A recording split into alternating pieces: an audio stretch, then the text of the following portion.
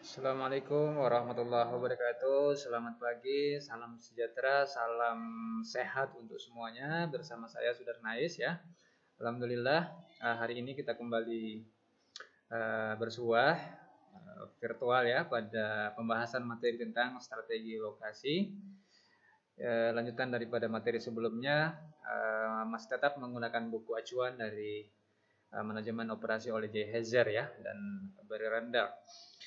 Oke, saya mohon maaf sebelumnya minggu kemarin tidak sempat ya untuk video, untuk materi karena masih dalam urusan akreditasi. Alhamdulillah hari ini kita sudah punya kabar baik, yaitu tepatnya tanggal berapa? Tanggal 9 ya, tanggal 9 bulan 6 sudah ada kelayakan ya untuk pemenuhan syarat ya. Jadi sudah memenuhi syarat untuk dilakukan akreditasi ya. Dalam SK-nya itu yaitu pemenuhan syarat peringkat akreditasi untuk program studi manajemen. Belum terakreditasi tapi sudah ada pemenuhan syarat, sudah ada kelayakan ya untuk pemenuhan syarat dari peringkat akreditasi. Oke, mari kita masuk pada pembahasan kita. Oke, untuk pembahasan kita, kita awali dengan pertanyaan why ya. Nah ini perlu dijawab ini sebenarnya, tapi karena virtual saya jawab sendiri ya. Ya, mengapa kita perlu belajar tentang strategi lokasi? Ya, mengapa kira-kira strategi lokasi itu menjadi hal yang paling penting ya bagi suatu perusahaan? Itu sebenarnya yang perlu dijawab. Ya. Maka kalau ada pertanyaan demikian, ya kalau kita mengelola perusahaan itu pastikan tujuannya tujuan akhir itu adalah mencari profit, mencari keuntungan. Atau tanda kutip yaitu memaksimalkan keuntungan.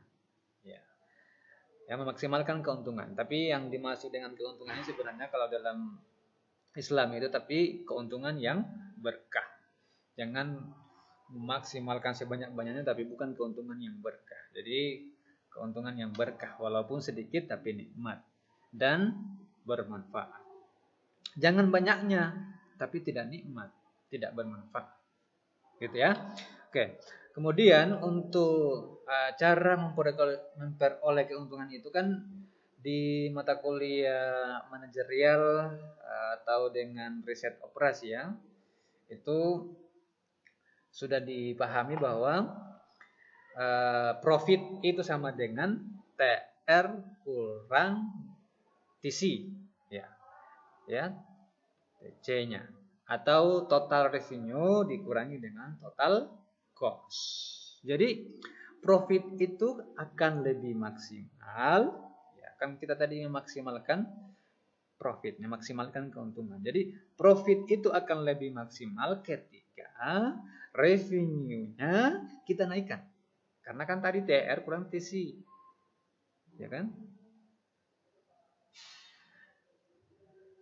Ketika revenue-nya kita naikkan dan cost-nya kita kurangi atau kita minimalkan. Nah, begitu juga untuk pemilihan lokasi. Ya, pada pemilihan lokasi ini. Jadi pemilihan lokasi yang bagus bisa memaksimalkan profit. Nah, orientasinya tadi adalah kita mau up keuntungan. Kita mau maksimalkan keuntungan.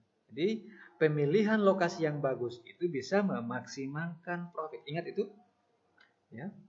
Pemilihan lokasi yang bagus yang bisa memaksimalkan profit itu ya, ketika pemilihan lokasi bisa membantu perusahaan ya apa? Membantu perusahaan itu menaikkan revenue. Ya, menaikkan PR-nya.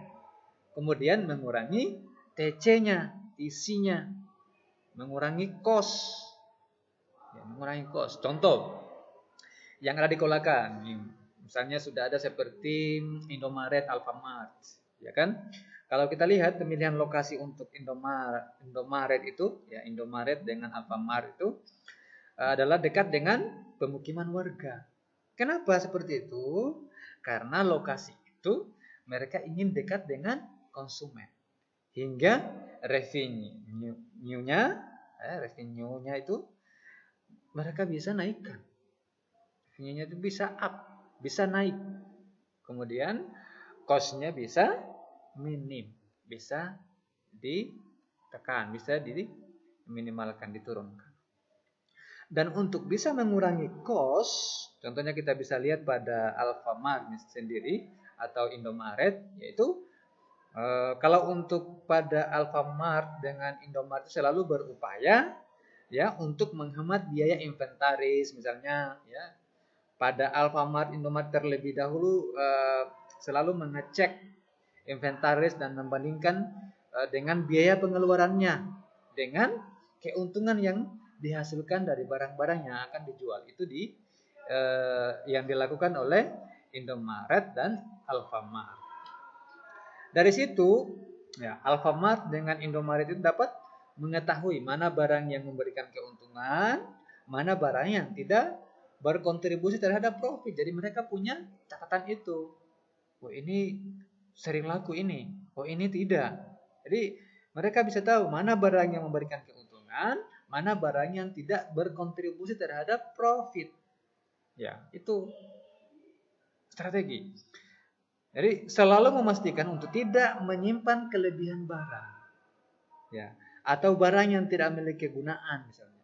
Jika menemukan barang yang kurang berguna, ya, untuk apa mau nyimpan di situ, dilokasikan di situ, disimpan misalnya dipajang, kan itu akan bisa memberikan biaya banyak, cost-nya meningkat. Sedangkan orientasi perusahaan tadi meminimalkan biaya, memaksimalkan keuntungan. Maka itu tadi, kalau ada barang seperti itu kurang berguna, ya akan diberhentikan pengadaan untuk diberhentikan dalam pengadaan untuk penjualan. Sehingga dengan hal-hal seperti ini akan memberikan biaya yang minimum, ya. Kalau biaya minimumnya berarti bisa menaikkan TR-nya, bisa menaikkan profitnya, ya. Oke, sampai di sini jelas ya untuk strategi lokasi. Oke, lanjut di faktor yang mempengaruhi lokasi. Tadi itu urgensi daripada strategi lokasi. Sekarang faktor yang mempengaruhi lokasi, ya. Ada 7 poin di situ, bisa dilihat, bisa dibaca. Kita mulai dari yang pertama, yaitu produktivitas tenaga kerja. Ya. Produktivitas tenaga kerja. Jadi ada faktor-faktor yang mempengaruhi lokasi. Salah satunya adalah produktivitas tenaga kerja. Jadi perusahaan itu menjadikan produktivitas tenaga kerja itu adalah hal yang paling penting saat memutuskan lokasi perusahaannya. Ya, saya ulangi.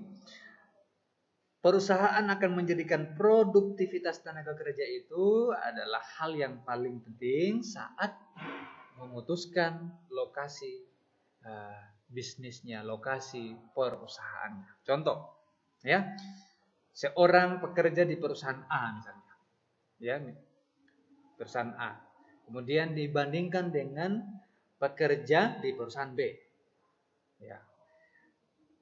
Perusahaan A dan perusahaan B itu dapat menghasilkan produk sehari, ya, masing-masing perusahaan A dan perusahaan B itu bisa menghasilkan satu produk dalam sehari, namun dengan jam kerja yang berbeda. Di perusahaan A, jam kerjanya adalah 6 jam sehari. Jadi untuk perusahaan A, selesai satu produk itu 6 jam sehari, dalam waktu hitungan 6 jam. Sedangkan untuk di perusahaan B memiliki taruhlah 8 jam misalnya dalam sehari. Jadi bisa kita analisis dari kasus ya ini bahwa perusahaan A itu kan lebih produktif dibandingkan dengan perusahaan B. Kenapa? Karena untuk perusahaan A itu dapat menghasilkan satu produk 6 jam. Daripada perusahaan B yang menghasilkan satu produk itu sekitar 8 jam. Oh, yang lain 6 jam sudah bisa, satu yang perusahaan lainnya 8 jam. Nah, itu kan bisa kita analisis, simpulkan bahwa perusahaan A lebih produktif daripada tenaga kerja untuk perusahaan A itu lebih produktif daripada perusahaan B. Bisa jadi mungkin perusahaan A menggunakan teknologi yang lebih baru ya, atau tenaga kerja yang lebih handal ya daripada perusahaan B. Jadi memerlukan untuk perusahaan A ini memerlukan sedikit jam kerja karena punya teknologi tadi, kemudian punya tenaga kerja yang handal. Tapi perlu diperhatikan juga bahwa untuk perusahaan A menggunakan teknologi yang lebih baru itu lebih handal, maka harus menanggung tenaga kerja waktu ya, tenaga kerja itu yang jumlah tenaga kerja juga jangan terlalu banyak karena bisa memberikan biaya yang lebih banyak. Jadi tenaga kerja yang lebih rendah. Situ. Oke, itu poin pertama. Untuk poin kedua, itu nilai tukar mata uang dan resiko mata uang. Ini jelas sebenarnya. Ini sebenarnya menjadi hal juga yang dianggap penting ya ketika perusahaan memasukkan barangnya di beberapa daerah, di beberapa wilayah ya, negara ya. Kalau nilai mata uangnya tidak stabil, maka perusahaan itu akan mempertimbangkan, oh ini jangan, karena lagi tidak stabil. Jadi ada pertimbangan untuk melakukan investasi ke daerah tersebut atau ke negara tersebut. Ya. Sebenarnya kalau hanya untuk fluktuasi kecil itu wajar, ya, ketidakpastiannya relatif rendah. Tapi jika bergerak secara liar, nah, itu akan menimbulkan ketidakpastian juga dalam pengambilan keputusan ekonomi, termasuk pada pelaku bisnis. Itu pada akhirnya akan mengganggu stabil keuangan perusahaan. Jelas itu. Nah, karena pergerakan nilai tukar itu mengekspor barang berbagai nilai tukar dalam mengekspor berbagai aspek dalam bisnis itu mulai dari pendapatan, ya, pembiayaan, investasi dan juga operasional. Itu jelas pasti akan punya pengaruh pergerakan nilai tukar itu dalam mengekspor.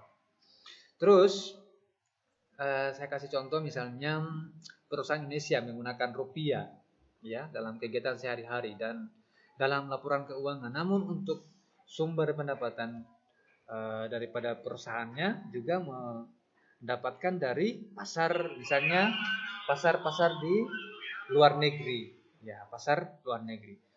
Yang mana nilai tukar yang digunakan adalah dolar. Jadi ketika nilai tukar rupiah itu terhadap dolarnya berubah, nah ini akan bisa mempengaruhi pendapatan.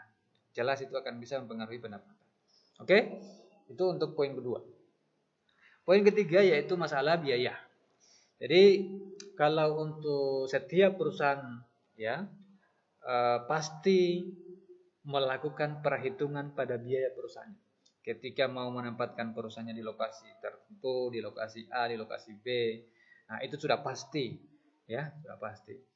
Pasti melakukan perhitungan pada tingkat biaya tadi. Apakah lebih bagus dengan exporting misalnya, ya, apakah dengan waralaba, ya, atau menempatkan perusahaannya di lokasi B tidak cocok di lokasi C misalnya ya, atau dengan cara franchise ya. Kalau franchise itu konsep pengembangan usaha yang lebih luas, yang lebih besar, dengan catatan biasanya itu memiliki brand yang sudah ada, yang sudah ternama, brandnya sudah ada ya. Itu. Jadi biaya-biaya seperti itu juga perlu dipertimbangkan dengan matang pada saat kita mau memilih lokasi perusahaan kita. Itu salah satu faktor juga yang bisa mempengaruhi lokasi. Terus yang keempat yaitu resiko politik, nilai dan budaya. Kalau resiko politik jelas ya, jika kondisi politik di suatu daerah itu tidak stabil, pasti perusahaan juga akan berpikir lebih matang untuk menempatkan perusahaannya di daerah tersebut. Ya, apalagi kalau beda pendukung ya, biasa politik-politik gitu. Ya. Nah, tidak dikasih proyek nanti. Ya.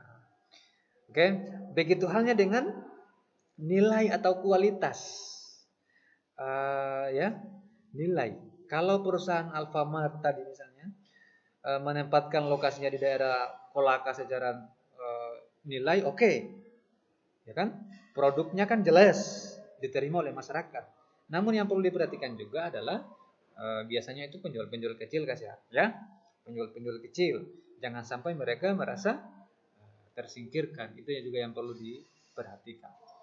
Ya. Begitu juga dengan budaya, ya. Jangan sampai ada perbedaan budaya dengan daerah A, daerah B. Pada saat kita mau melakukan pemilihan lokasi perusahaan itu harus juga dipertimbangkan. Beda budaya jangan sampai tidak laku, ya kan? Tidak dikunjungi perusahaannya, ya kan?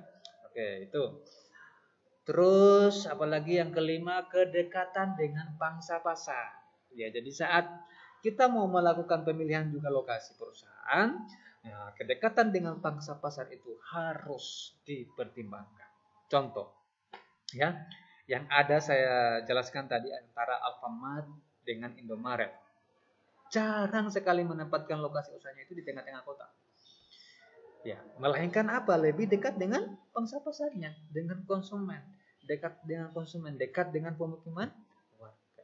Jadi bagi sejumlah perusahaan berada pada lokasi yang dekat dengan pelanggan, dekat dengan pangsa pasar, dekat dengan konsumen itu adalah hal yang sangat penting.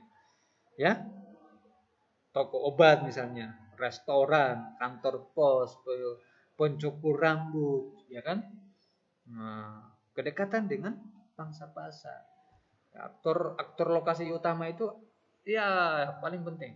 Aktor lokasi itu paling diutamakan. Oke, itu yang poin kelima. Poin keenam, kedekatan dengan pemasok. Nah, jadi selain pangsa pasar juga kedekatan dengan pemasok. Jadi perusahaan itu memilih menempatkan diri dekat dengan barang, bahan baku, termasuk pemasok. Ya, kenapa? Karena jangan sampai barang-barangnya itu mudah busuk.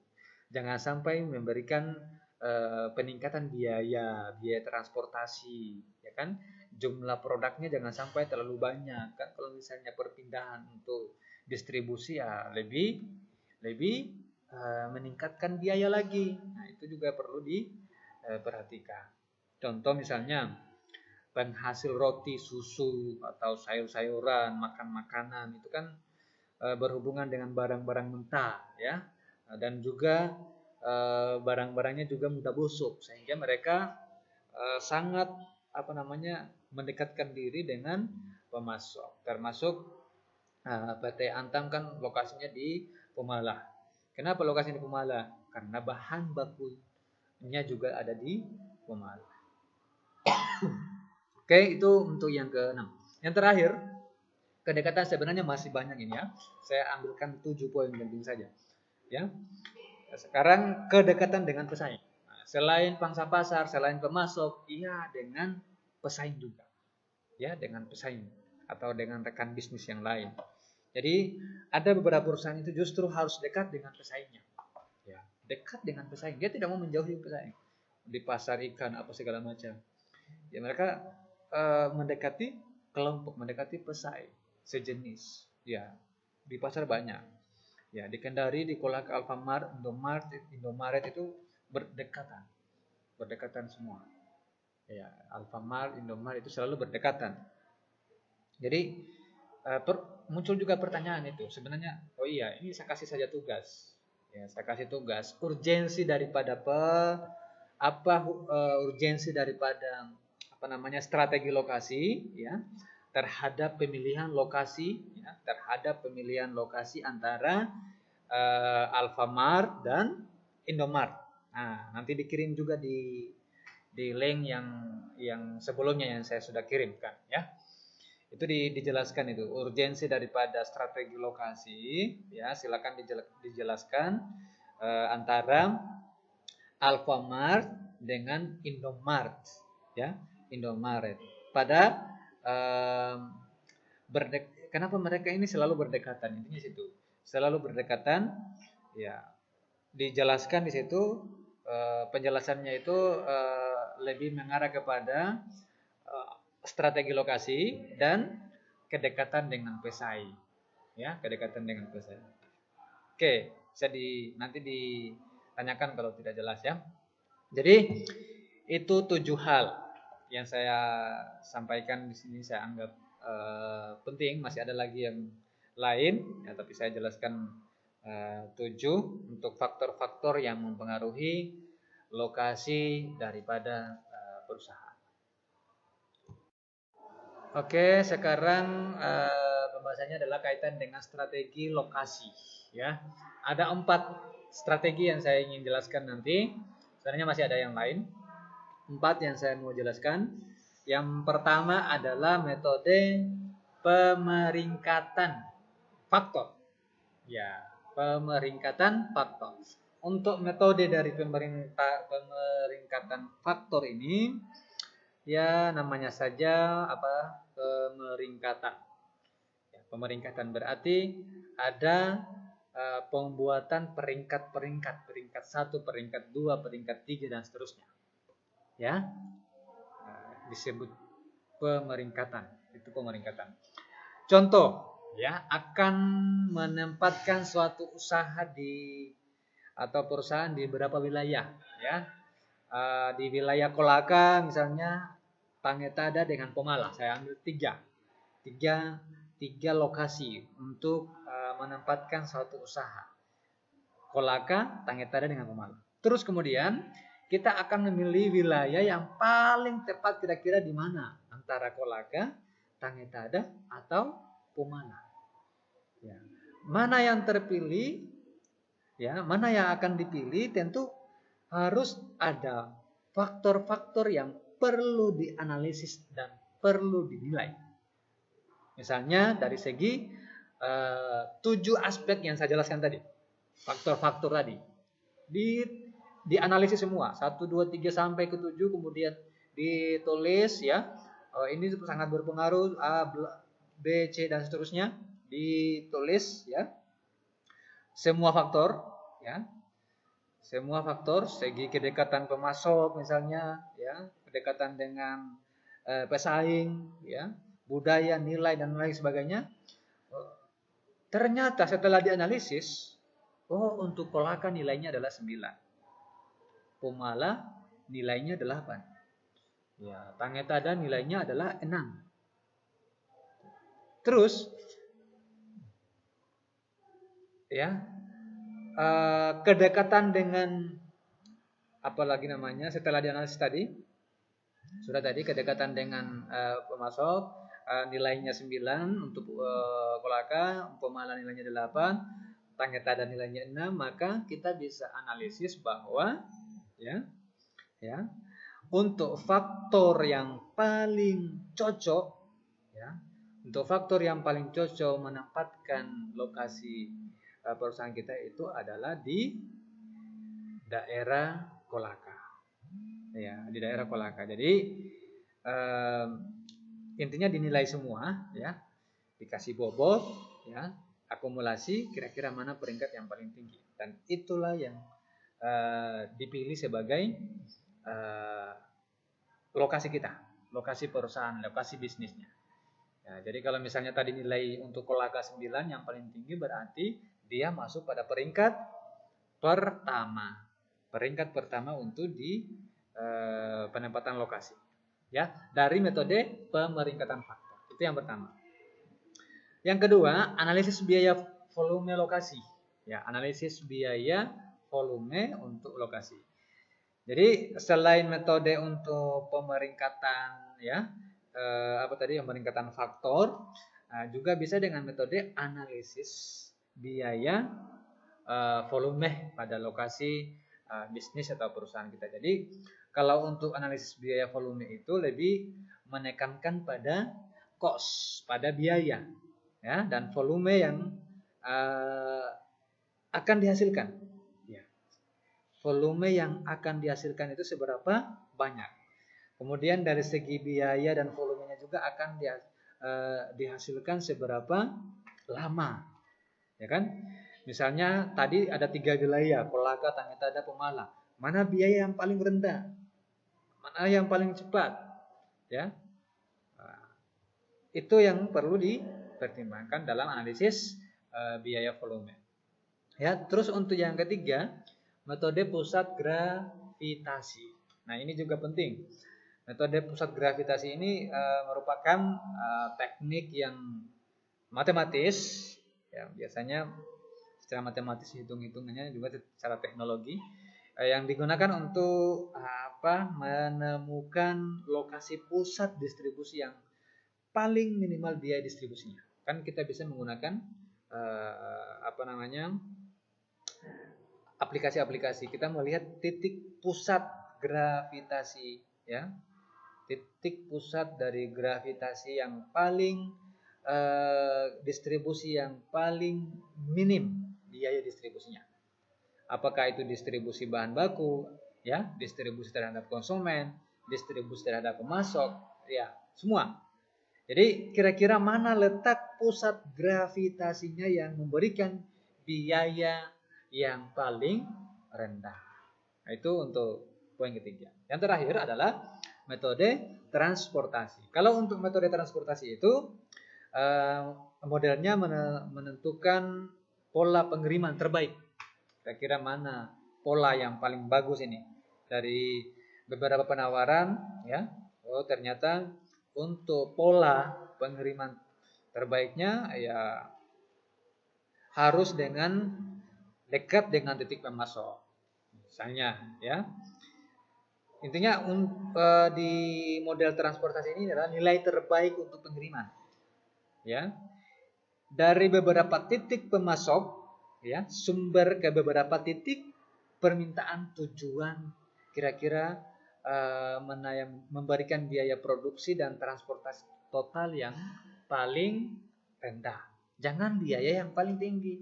Nah, itu perhitungan atau strategi yang digunakan untuk model transportasi. Mana yang saya mau menggunakan bypass, saya mau menggunakan jalur untuk Pemala misalnya, atau saya menggunakan jalur laut atau jalur darat.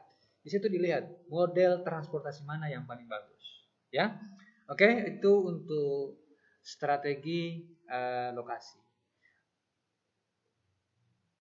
Ya, lanjut sekarang kaitan dengan beberapa pertimbangan dalam pemilihan lokasi. Sebenarnya ini banyak sekali, ya, tapi saya munculkan juga 5, ya, 5 hal-hal yang menjadi pertimbangan di dalam pemilihan lokasi. Oke, saya jelaskan yang pertama, yaitu daya beli konsumen.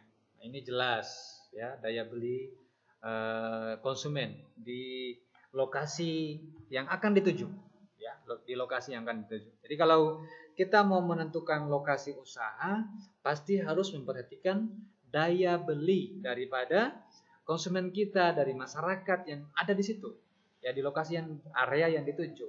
Dan ini ada kaitannya dengan pendapatan daripada masyarakat. Ya, perlu pertimbangan juga dari pendapatannya. Daya beli itu ada kaitannya dengan pendapatan daripada masyarakat. Jadi kalau besar pendapatan masyarakat di sekitar lokasi yang akan kita tuju itu akan mampu mempengaruhi usaha yang akan kita bangun. Ya. Sebab tingkat pendapatan masyarakat juga akan berpengaruh terhadap daya beli konsumen. Kalau pendapatannya, ya, pendapatan petani, ya tidak mungkin bangun mall di situ kan. Ya, lokasi mall. Tapi kalau di situ sudah heterogen, banyak pegawai, banyak pengusaha dan lain sebagainya, ya sudah layak untuk bangun swalayan misalnya seperti di Kolaka dan sebagainya. Ya. Jadi jika Anda ingin misalnya kita mau menjalankan satu usaha dengan produk harganya sedikit tinggi, sebaiknya pilih lokasi yang daya belinya juga yang cukup tinggi, daya belinya cukup tinggi, pendapatannya juga yang banyak, kota-kota besar ya. Nah, sedangkan bila ingin menawarkan produk dengan harga yang relatif murah, ya tidak akan jadi masalah jika Anda memilih lokasi yang daya beli masyarakatnya itu yang kurang. Itu lebih tepat sebenarnya. Karena konsumen di daerah tersebut lebih mementingkan harga yang lebih murah dibandingkan memperhatikan kualitas produk yang dijual. Karena daya belinya kan rendah. Oke, itu yang poin pertama ya. Poin kedua, yaitu kesesuaian dengan demografi konsumen. Ya, kesesuaian dengan demografi konsumen. Misalnya di Kolaka, oke, masih bisa untuk perusahaan Alfamart, ya, Indomart, karena usia sesuai dengan demografi dari konsumen. Coba kalau dibawa di Popalia misalnya, kan belum terlalu ini ya. Di LCM saja, LCM Popalia saja itu masih kurang pengunjung. Lebih banyak di kios-kios atau lebih banyak orang belanja di pasar. Atau misalnya untuk usaha karaoke, ya, di Kolaka sesuai demografi suka dengan hal-hal hiburan. Oke, makanya beberapa lokasi untuk hiburan itu ada. Tapi bisa jadi di tempat lain tidak akan bisa untuk lokasi karaoke. Kenapa? Karena tidak suka dengan hiburan. Atau bisa tapi dengan karaoke lagu-lagu yang religi. Ya, kan itu disesuaikan dengan demografi daripada konsumen. Intinya sesuai dengan demografi. Apapun potensi yang dimiliki pangsa pasarnya. Oke, itu untuk poin 2. Poin ketiga yaitu persaingan di dalam area. Ya, persaingan di dalam area. Untuk persaingan di dalam area ini, ketika kita mau menempatkan usaha kita di lokasi Kolaka misalnya, nah persaingan di Kolaka itu seperti apa? Ini juga perlu diperhatikan. Oh, persaingan sudah ada, misalnya Top Swalayan, MGM, maka perlu diperhatikan kira-kira kalau sudah ada pesaingnya Top Swalayan, MGM, ya apalagi yang harus jadi keunikan, kualitas, diferensiasi kita untuk bisa bersaing. Itu yang juga yang perlu diperhatikan, dipertimbangkan. Jadi kalau misalnya belum ada pesaingnya, alhamdulillah. Tapi kalau sudah ada pesaing, ya berarti kita harus minimal sejajar dengan mereka. Itu yang perlu diperhatikan. Ya, oke. Itu kaitan dengan pesaing di dalam area. Poin keempat, kualitas persaingan. Ini masih ada tadi sebenarnya, persaingan ya. Kualitas persaingan. Jadi kalau kaitan dengan kualitas persaingan ya, jadi kalau sudah ada pesaing, yang perlu diperhatikan tadi adalah kekuatan dari pesaing itu. Ya, apakah sebagai pesaing tetap atau tidak? Oh, dia punya kekuatan di sini, tapi kadang-kadang ini kan bukan pesaing tetap, kadang-kadang juga hilang kan gitu, kadang-kadang juga tenggelam. Jadi perlu juga dipetakan, oh dia sebagai pesaing tetap, dia yang sana bukan pesaing tetap, ya kan? Itu juga bisa dijadikan pertimbangan. Inilah yang perlu diperhatikan juga ya, untuk bagaimana dalam pertimbangan pemilihan lokasi. Saya mau tempatkan di lokasi A. Kenapa? Karena di sana ada pesaing, tapi pesaingnya adalah pesaing tidak tetap. Nah, itu berpotensi gitu. Kalau ada pesaingnya, ya seperti yang saya jelaskan tadi, ya saya harus punya kualitas sejajar, minimal itu sejajar atau punya diferensiasi. Ya, oke. Itu yang keempat. Yang terakhir yaitu adalah kesesuaian dengan lokasi usaha yang akan dipilih. Sesuai tidak kesesuaian dana ya, sesuai tidak keuangan dengan lokasi yang ingin dipilih. Ya kan? Biasanya lokasi usaha yang mau dipilih di keramaian seperti misalnya di mall, di swalayan ya, atau di pinggir jalan yang strategis, harga sewanya lebih mahal ya, dibandingkan dengan lokasi usaha yang kurang strategis. Kan kita bisa tahu ini kalau di mall itu biayanya lebih tinggi. Kalau saya mau di pinggiran jalan ya, itu biayanya lebih rendah. Tapi kita harus sesuaikan juga dengan apa yang kita miliki tadi, apa yang menjadi kualitas brand daripada produk kita atau daripada perusahaan kita, nama perusahaan kita. Itu yang perlu diperhatikan. Ya, kesesuaian dana dengan lokasi usaha yang ingin dipilih. Untuk itu kesesuaian dana yang Anda miliki ya, yang kita miliki misalnya atau yang perusahaan miliki dengan lokasi usaha yang dipilih itu harus benar-benar jangan sampai dana sedikit maunya lokasi yang lebih tinggi nilainya, misalnya di mall, di swalayan. Nah, itu kan kita bisa-bisa jangan sampai tidak sesuai dengan kualitas daripada produk kita akan menimbulkan kerugian. Nah, itu yang perlu diperhatikan. Dan sebenarnya masih banyak lagi ya kaitan hal-hal yang perlu diperhatikan di dalam pemilihan lokasi. Misalnya tadi ada tingkat pendapatan kan sudah, itu juga akan mempengaruhi. Ya, kalau kita mau menggunakan biasanya itu dengan GIS ya, Geografi Informasi Sistem atau SIG ya, Sistem Informasi Geografi ya. Sistem Informasi Geografi kan kita bisa tahu ini di lokasi A tingkat pendapatan penduduk itu lebih banyak, berarti kita harus punya brand yang agak harga tinggi kan gitu. Oh, di sini di lokasi B tingkat pendapatannya agak rendah, nah, berarti kita harus punya walaupun punya kualitas brand yang lebih tinggi, kita size atau ukuran daripada produk kita dikasih kecil gitu. Biasanya sama Aqua ada yang lebih besar, kecil, sedang, ada yang 3000 kecil sekali gitu ya. Terus ada lagi yang lain, misalnya memperhatikan tingkat keramaian lalu lintas ya. Ini seperti yang dilakukan di Kang Haji ya kan, keramaian lalu lalang ya, kendaraan yang lewat ya. Terus ada juga yang saya tidak sebutkan, nanti ditambahkan referensi di buku ya, akses menuju lokasi itu seperti apa aksesnya. Jangan sampai tidak ada parkiran, tidak ada aksesnya juga tidak bagus ya, belok-belok apa segala macam ya, rumit, itu akan bisa mempengaruhi daripada usaha Anda. Termasuk keamanan, jangan sampai ada ketidakamanan di situ, jambret dan lain sebagainya, perlu juga diperhatikan. Termasuk kebersihan ya, kebersihan juga perlu diperhatikan. Oke, itu kaitan dengan hal-hal yang perlu dipertimbangkan di dalam pemilihan lokasi usaha kita.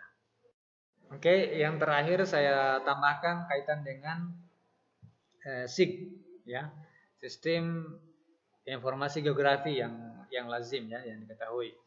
Sistem informasi geografi itu kan menyimpan dan memperlihatkan informasi yang dapat dihubungkan dengan lokasi geografis daripada usaha kita, daripada perusahaan. Itu kita bisa menggunakan sistem informasi geografi ya. Menyimpan ya, kalau untuk di sistem informasi itu berarti kan kita menyimpan, kemudian kita bisa dapat melihat informasi yang dapat dihubungkan dengan lokasi geografi daripada lokasi usaha kita ya.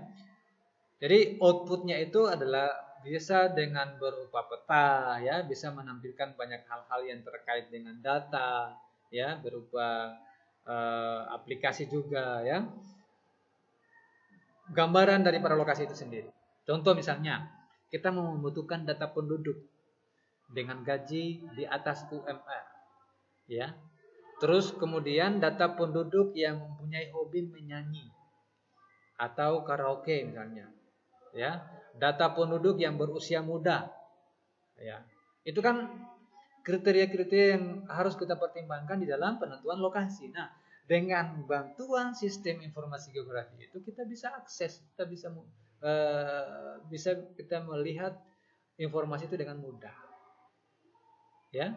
Nah, dan kita bisa dapatkan data-data yang kaitan dengan itu, kemudian Dari data-data itu tadi kita gabungkan sehingga akan menampilkan sebuah informasi ya kaitan dengan lokasi dan kira-kira lokasi mana yang tepat berdasarkan data-data yang kita sudah dapatkan dari sistem informasi geografi.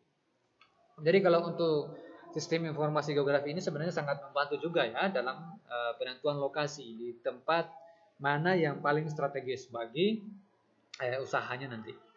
Silakan kalau untuk masalah SIG ini belajar dengan teman-teman Anda yang ada di geografi ya.